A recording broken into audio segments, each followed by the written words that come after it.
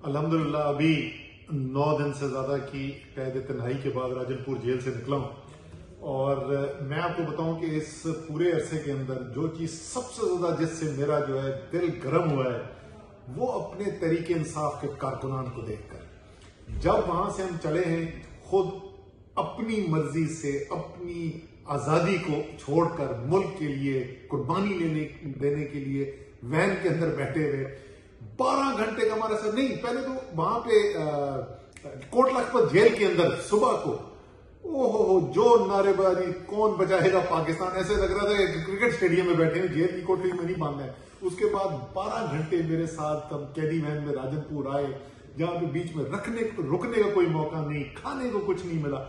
उसके बावजूद राजनपुर जेल पहुंच के भी उनके नखरे जो है वो नहीं रुकते थे।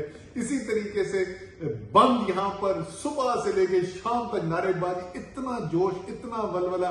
पुलिस वाले कहते थे कि ये कमाल के लोग हैं।